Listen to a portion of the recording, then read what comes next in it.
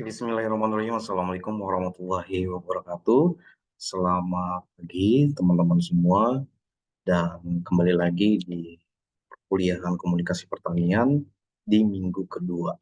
Kali ini kita akan mempelajari tentang unsur-unsur komunikasi. Nah, apa aja sih yang nanti akan kita pelajari di unsur-unsur komunikasi pertanian dan juga proses komunikasinya seperti apa. Nah, eh, di dalam pertemuan kali ini tentu nanti teman-teman akan diharapkan bisa mengetahui dan memahami tentang unsur-unsur dan proses komunikasi. Jika kita bahas unsur komunikasi, nah unsur komunikasi ini adalah hal-hal yang harus ada agar suatu proses komunikasi itu dapat berlangsung. Ya. Dari pengertian ini, maka yang dimaksud unsur komunikasi dari waktu ke waktu itu mengalami perkembangan. Hal ini terkait pula dengan perkembangan peradaban manusia dalam caranya berkomunikasi. Bisa dengan teknologi, bisa dengan yang lainnya. Contohnya, seperti pertemuan kita pada perkuliahan kedua minggu ini menggunakan online class atau menggunakan video. Nah, nanti video-video ini bisa diakses oleh seluruh mahasiswa untuk bisa mempelajari dan memahami tentang penyampaian daripada unsur dan proses komunikasi. Ada beberapa hal unsur-unsur komunikasi. Yang pertama itu ada komunikator dan komunikan. Komunikator itu siapa? Komunikator itu adalah orang yang mengkomunikasikan. Artinya saya yang menjadi komunikator di sini menyampaikan komunikasi dan Anda adalah sebagai komunikan yang mendengarkan informasi. Ada juga unsur mengkode, ada pesan, message, saluran, channel, dan juga unsur membuka kode. Ada encoding. Ada encoding, mengkode itu memberikan pesan kepada Anda dan juga decoding. Nanti akan menerima pesan. Tentu nanti komunikasi-komunikasi ini akan berdampak adanya efek. Efek daripada hasil komunikasi tentu Anda nanti akan mempelajari, Anda akan memahami, dan saya juga terus mempelajari tentang unsur komunikasi juga dan menyampaikan kepada kalian. Adanya umpan balik, jika kalian ada yang ingin ditanyakan, Anda bisa langsung ditanyakan di saat kita nanti bertemu di dalam kelas. Ya. Dan juga ada tentu gangguan, misalnya gangguan-gangguan komunikasi itu banyak sekali ya. Contohnya dalam hal seperti ini bisa jadi karena gangguan waktu, karena gangguan sinyal, dan lain sebagainya.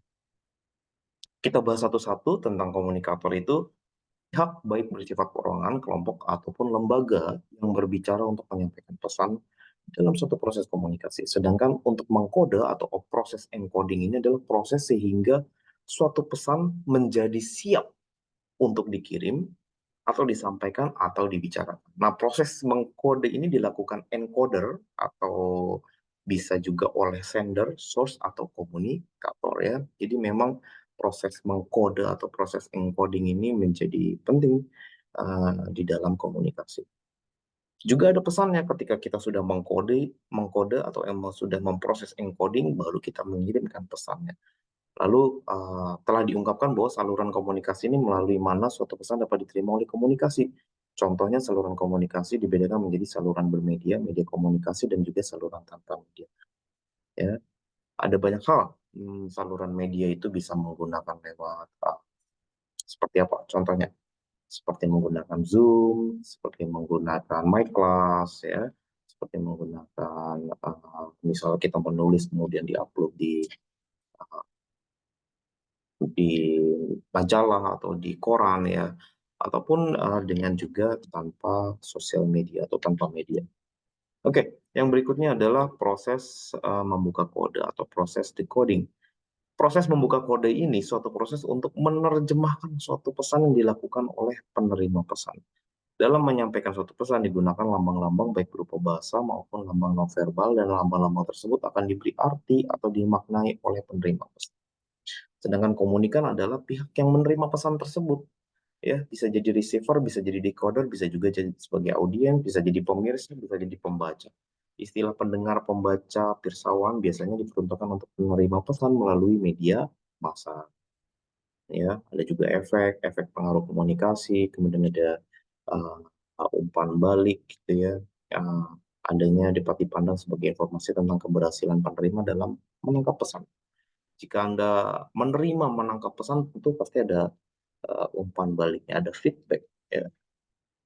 Dan ada juga gangguan. Nah, ini gangguan ini dapat terjadi di mana saja selama berlangsungnya proses komunikasi. Sedangkan proses komunikasi sendiri adalah suatu proses bagaimana suatu pesan atau informasi bisa sampai dari penyampaian pesan komunikator kepada penerima pesan komunikan. Jadi proses komunikasi cukup bervariasi mulai dari sederhana sampai memiliki kompleksitas yang sangat tinggi. Proses-proses komunikasi ini sangat panjang sekali, ya. Akan berbeda-beda tergantung pada level komunikasinya. Proses komunikasi pada level face-to-face communication itu sangat berbeda dengan level komunikasi kelompok, yang kelompoknya kecil maupun kelompoknya besar dalam level organisasi besar ataupun komunikasi massal. Semakin tinggi level komunikasi, proses komunikasi yang terjadi itu akan semakin kompleks karena adanya struktural dalam sebuah organisasi.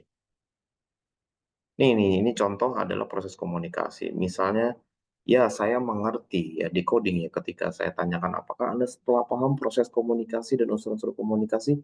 Ya, saya mengerti. Oh, dia mengerti. Ada apa namanya? Ada proses, ada feedback di dalam face to face komunikasi. Sedangkan di dalam group environment ketika ada feedback banyak sekali yang eh, suara-suara yang justru bisa memecah pesan itu menjadi berbagai macam pesan kembali. Jadi antara perantara-perantara, antara penerima pesan dan lain sebagainya itu bisa jadi akan berubah proses komunikasinya. Ya.